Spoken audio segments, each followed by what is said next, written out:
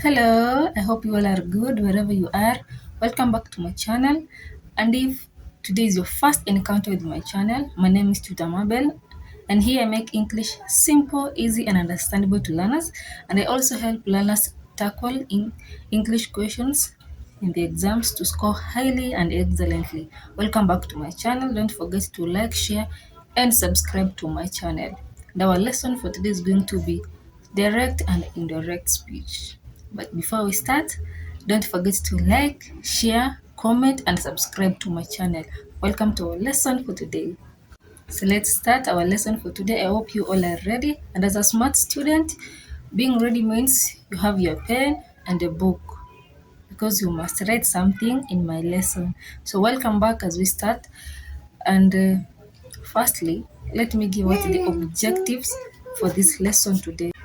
So in my lesson, we're going to identify what is direct speech.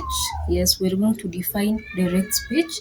Secondly, we are going to know what is indirect speech. Thirdly, the rules for changing from direct to indirect speech. And finally, changes in pronouns and time expressions and use of comma and some of the mistakes to avoid. That will be the objectives for my lesson for today. So, welcome back. As we start, my first question is what is direct speech? So, we are going to start from direct speech. So, my first question is what is direct speech in your own understanding? Can you define what is direct speech? So let's define direct speech together. So it tells the exact words spoken by someone. Direct speech. It tells the exact words spoken by someone. And after defining direct speech, so we have some of the rules in direct speech or what we should observe when dealing with direct speech. So number one, we make use of a comma when writing a direct speech, we make use of a comma. Sorry, we make use of a comma before the quotation marks. It comes before the quotation marks. And number two, we use quotation marks. And then finally, we use a reporting verb like said or told. Example, she said, I am happy. She said, I am happy. So in that sentence, that's a direct speech. So it shows the exact words spoken by someone. And we said in that sentence, in the direct speech, we make use of comma, quotation marks, and a reporting verb. So in that sentence, I said, she said, I am happy. So she said, comma, and then you put the quotation marks, opening quotation marks.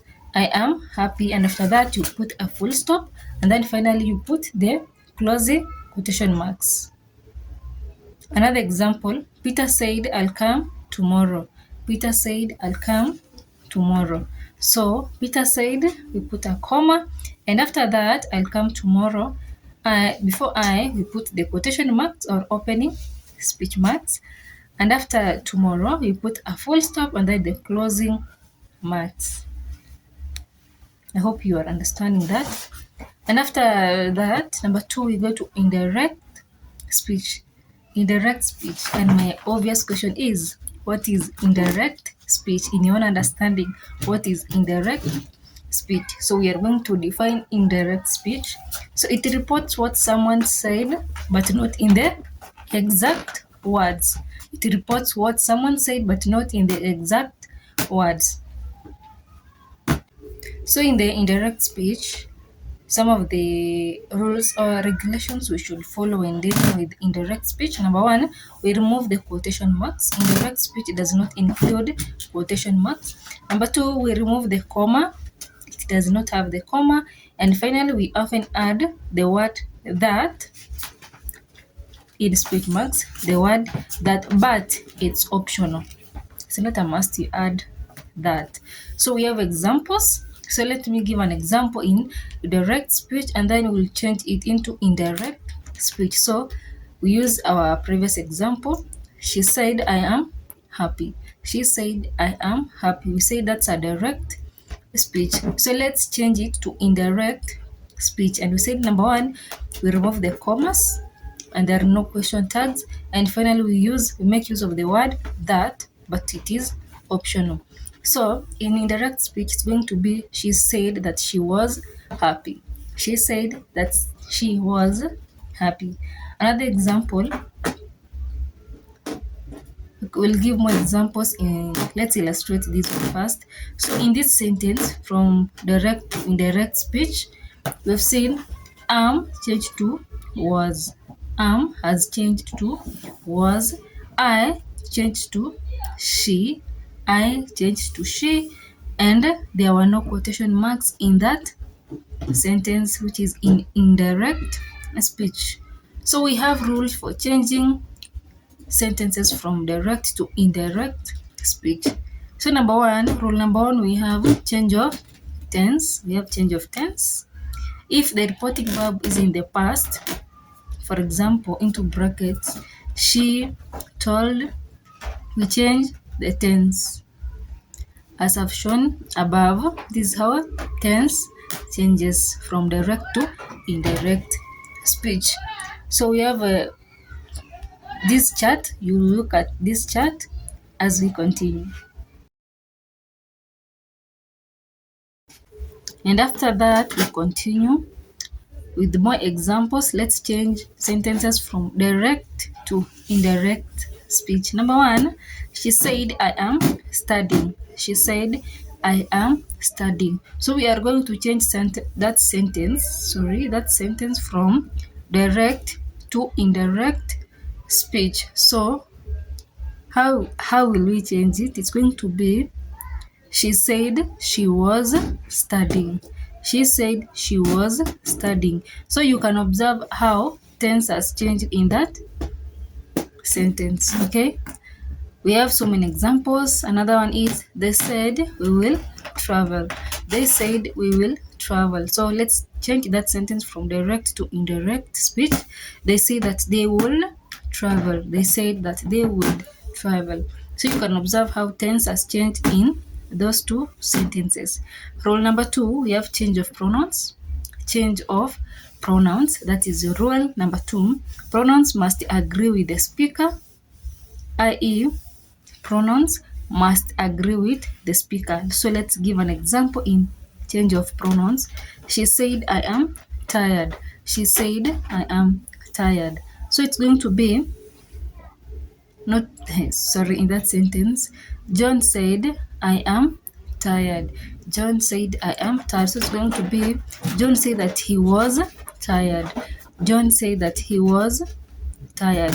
So I changed to he because John is speaking. That's change of pronouns in that example. Another example, Mary said, my mother is kind. Mary said, my mother is kind. That's in direct speech. So let's change it into indirect speech and see how we have change of pronouns. So we say, Mary said that her mother was kind. Mary said that her mother was kind. Rule number three, change of time and place of word. That's rule number three. Sometimes words change in direct speech. Sometimes words change in direct speech. So I'm going to give you this chart.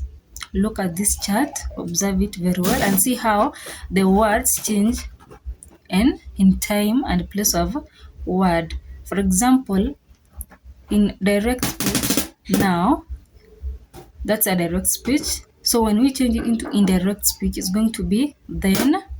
Number two, we have today in direct speech, but in indirect speech, it's going to be that day. Number three, we have tomorrow in direct, and then when we change it into indirect speech, it's going to be the next day. And then we have yesterday, it's going to be the previous day. And then finally we have here is going to change to there. So an example in that rule number three, she said I'll come tomorrow. She said I'll come tomorrow. So let's change that sentence into indirect speech. It's indirect, so let's change it to indirect speech. So she said, I'll come tomorrow. Sorry. So in that sentence, we said we'll change it into she said she would come the next day.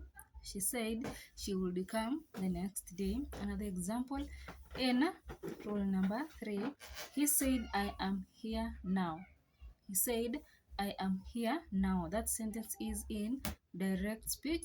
So we are going to change it into indirect speech. So we'll say, he said he would be there then. He said he'll be there then. So rule number 4, we have questions in indirect speech. Questions in indirect speech. So when reporting questions, we remove quotation marks and we would not use question form. So note that in questions in direct speech, we use if or whether for yes or no questions. An example, she said, are you ready? She said, are you ready? That's a question. So we are going to change it into indirect speech and we say, she said, if I was ready. She said, if I was ready. And number 5, we have commands and questions. Commands and questions. So for commands, we use told plus an object plus to and then plus a verb. For example, the teacher said, sit down. The teacher said, sit down. So that statement is in direct. So let's change it into indirect speech. So we'll say, the teacher told us to sit down. The teacher told us to sit down. And if you observe that sentence or that statement, it's a request, it's not a command. So the teacher said, sit down.